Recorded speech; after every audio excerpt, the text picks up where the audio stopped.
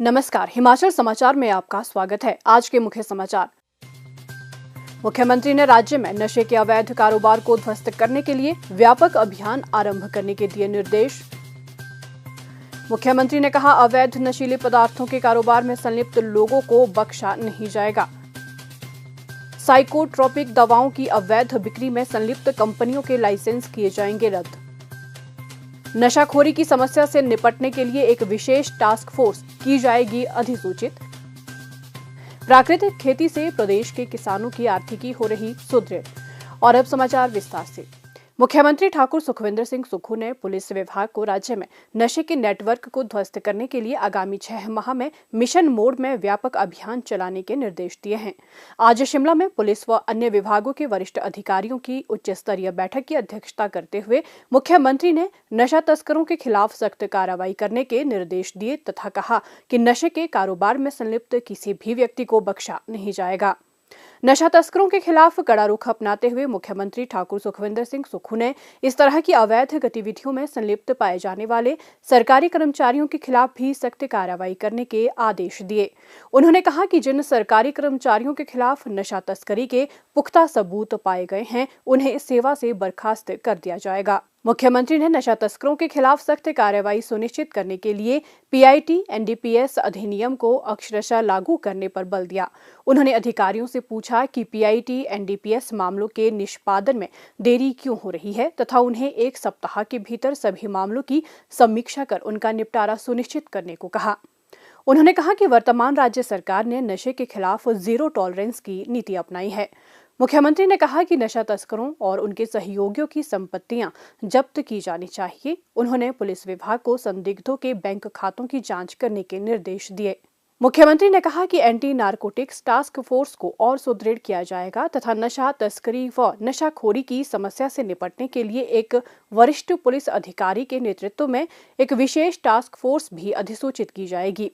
युवाओं के भविष्य को सुरक्षित करने तथा राज्य से नशाखोरी को समाप्त करने की अपनी प्रतिबद्धता दोहराते हुए मुख्यमंत्री ने कहा कि वे स्वयं नियमित रूप से नशा विरोधी अभियान की व्यक्तिगत रूप से निगरानी करेंगे।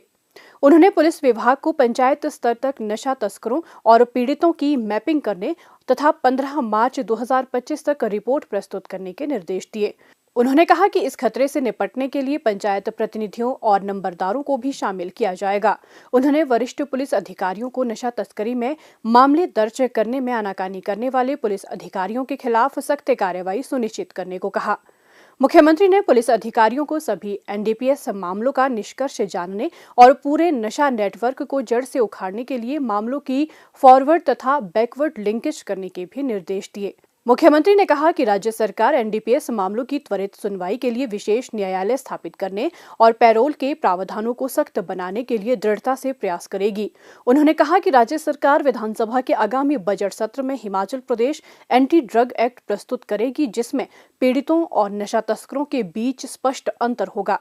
उन्होंने कहा कि राज्य सरकार सिरमौर जिला के कोटला बेहड़ में पीड़ितों के लिए अत्याधुनिक पुनर्वास केंद्र भी स्थापित कर रही है। ठाकुर सुखविंदर सिंह सुक्खू ने फार्मा कंपनियों पर निगरानी बढ़ाने के भी निर्देश दिए और कहा कि जो कंपनियां साइकोट्रोपिक दवाओं की अवैध बिक्री में संलिप्त पाई जाएगी, उनके लाइसेंस रद्द किए जाएंगे। उन्होंने कहा कि ऐसी कंपनियों के खिलाफ एफआईआर दर्ज की जाएगी और उनके लाइसेंस के नवीनीकरण की अनुमति नहीं दी जाएगी। उन्होंने राज्य में नशीली दवाओं के दुरुपयोग के खिलाफ व्यापक जागरूकता अभियान शुरू करने पर भी बल दिया ताकि लोगों को नशीली दवाओं के दुष्प्रभाव के बारे में जागरूक किया जा सके।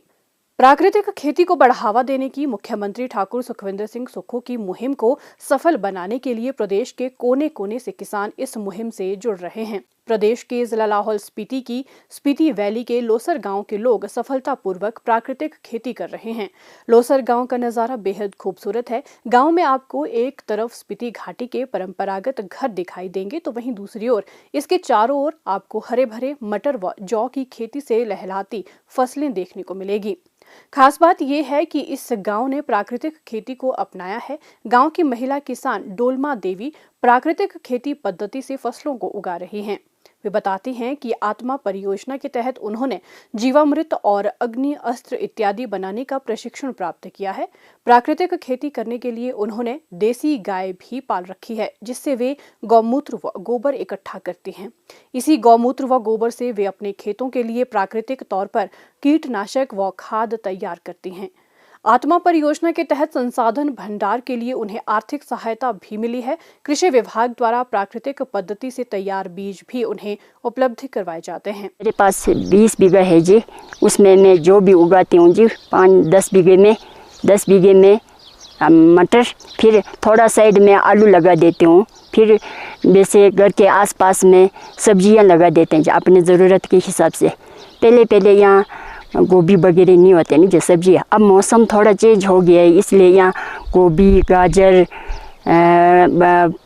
सुकेश सब कुछ हो जाते हैं। प्राकृतिक खेती करने से हमें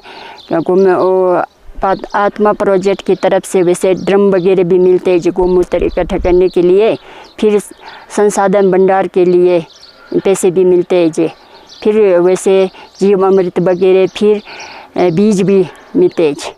परंपरागत फसलों के साथ अब वे पॉली हाउस के माध्यम से गोभी, गाजर आदि सब्जियों की पैदावार भी कर रही हैं।